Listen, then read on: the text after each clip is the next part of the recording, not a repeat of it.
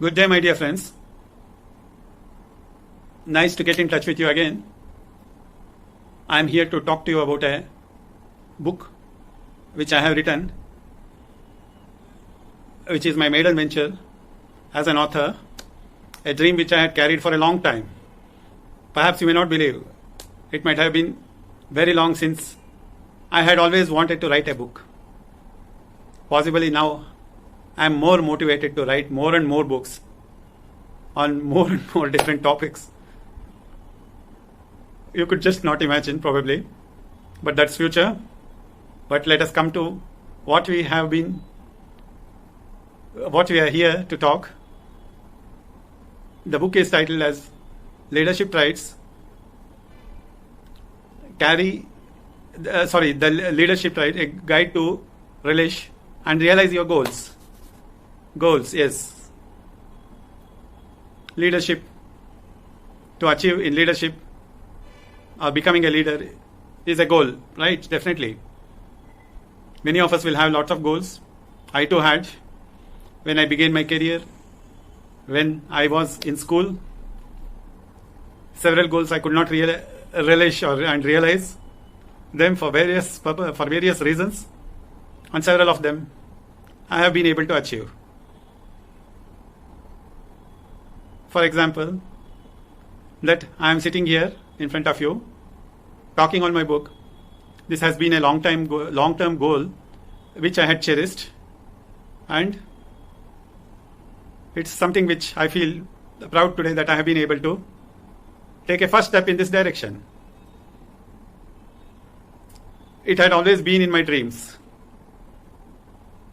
that I should give back what I have been able to achieve to the younger generation, to teach them, to make them better employees, to make them better people professionally, and they, in turn,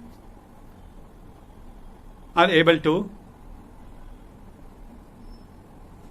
realize their goals a little more easily and efficiently. And my book or my teachings, my discussions could serve as a guide for them. Now let us come to the book. The first chapter of the book is all about how you take your dreams along with you. All of us have had dreams to do something, to achieve something, to get to what we consider that is close to our heart. End of the day, believe me, my friends, when you have achieved something that you believe in, that has been close to your hearts, you are on top of the cloud, what we call as riding the clouds. And I start with this in my book, in the first chapter, as to how you don't give up your dreams, no matter what.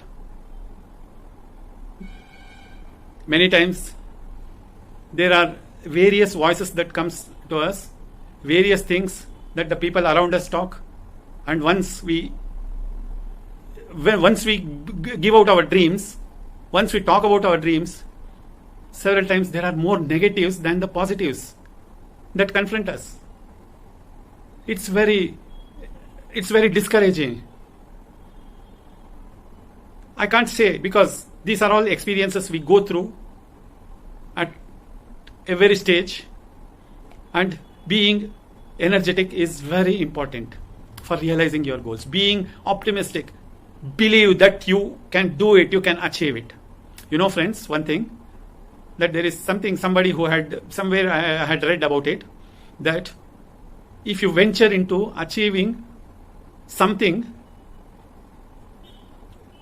the whole world conspires to get this realized, to make it real.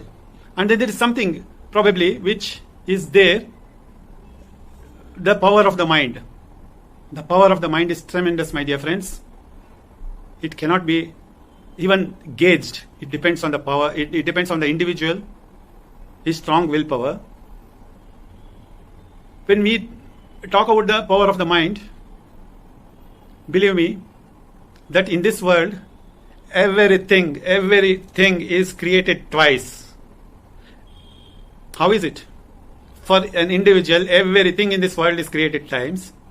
Once it is created here, in your mind, in your intellect, in your dreams, in your ideas, the next time, your ideas, your dreams, your goals, the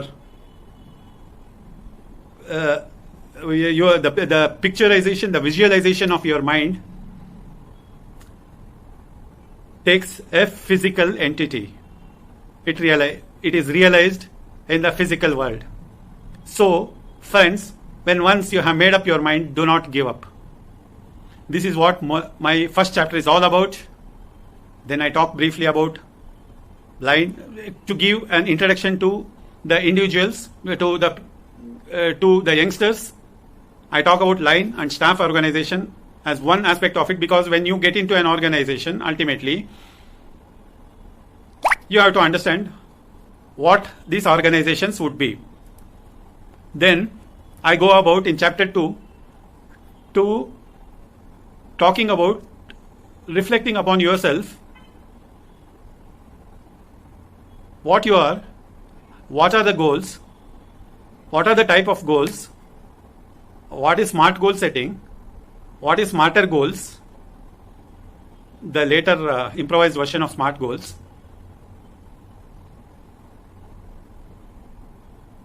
and how do you set your goals, and various aspects of it. Friends, today I talk about that in our organizations, we hardly get to listen to the failure stories. In our institutions, in our universities, we are always trying to be successful, score something, great scores, and do something which is unachievable. You take a project, don't fail. Everybody supports you so that you don't fail, handholds you. But then the failure stories are the most important things which one has to listen to. Because if you don't know in what all ways you could fail, you are making a mess out of your success. You are delaying your success. Then we go to chapter 3. I talk about more about the organization and then the organizational processes when you get into an organization. I talk about structure of an organization. What is the importance of an organization? How an organization becomes a vehicle for you to achieve your goals, to realize your dreams. I talk about learning, the 4 stages of learning. I introduce the Kolb's learning module, decision making processes. What's the purpose of an organization? And then I have chapter 4 dealing with how to start your working in an organization. How an organization is a collection of people, collection of processes, collection of various things. Organization, the goals, the day-to-day processes. It has its customers, it has its vendors, it has its other supporting staff. How do you safeguard your own self, your own attitudes, your own behaviors, your own strengths while working in these circumstances? I touch upon briefly on transactional analysis. This is a very very close topic for me. Transactional analysis, which was first propounded by Dr. Eric Berne, a famous psychologist. Then I talk about stress management. What are all the organization stress? The categories of work stress.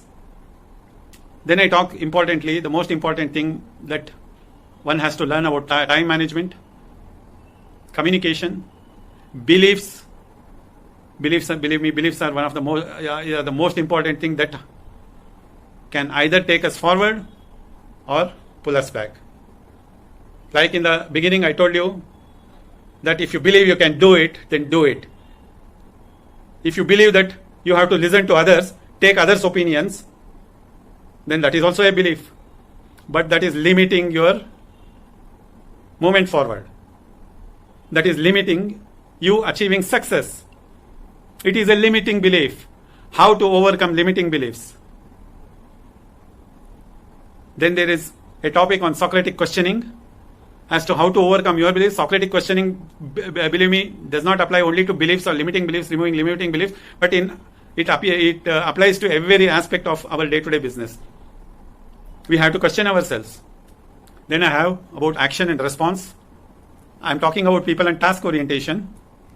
Then my next two chapters, 5th and 6th, delves with lot of competencies that are required, which is a mix of what all I have talked about in chapters 1 to 4, like what is an achiever and a task oriented person, how can you be that, how can you be a flexible, and how you have to face uncertainty,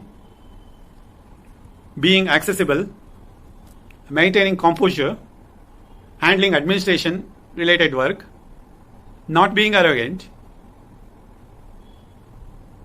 All in the midst of all this, focus on personal learning, gaining trust, how to deal with organizations, getting the work done within the organizations, how to still maintain a personal ambition and still not have this ambition getting detrimental to others' progress. Our ambition not being detrimental to others' progress. Relationship with superiors, business aspects, working with direct reports, comfort around higher management, authoritative skills, responsibility, accountability and delegation, handling conflicts, adapt to differences and changes, defensiveness, timely decision making and decision quality. Friends, it's indeed a great thing that I have personally for myself, that I have tried to present all this effectively in this book. But as you know, leadership is a far more long and elaborate topic. There is a lot more for me to cover in depth, not only further on this research, experiment, more of my experience on these topics, but also on far more on other topics which I would like to present in future. I believe I have done enough justice in my book to give youngsters who would be joining organizations or business or opening their own business, startups, and middle management level people especially, to have an introduction about what all they need to know and how all they should get to know about it when they join an organization, because success is dependent on learning. If you know more, you are ahead of others in learning. Friends, to conclude, I would just say one thing, that sometime back we used to have a lot more of countries in the third world whose athletes never used to do good in sports, athletics, Olympics, world championships. They were never to be seen among the top 3 in most of the competitions. The general feeling is that they never used to get trained with the best in the world. They never used to get an opportunity to compete with the best in the world. Now what does it mean? What does it mean? That number 1 is they could not afford it, and number 2 they did not have the opportunity because they could not afford it. Number 3 is that their governments could not sponsor them or did not think about spending money. So they never had the chance to acquire the techniques that are required to win. And keep in mind that to have these techniques, is the most important thing for anybody to achieve success. I have seen lots of people who are there where they are. They have moved 1 or 2 or 3 steps in the promotion. And I have seen within the same period of time, I have seen many other people who have moved 6, 7 steps in the organizational ladder. I hope you understand that this is what makes the difference, being not successful and successful. Thank you, my dear friends. I will see you once again with my new video. Have a great day.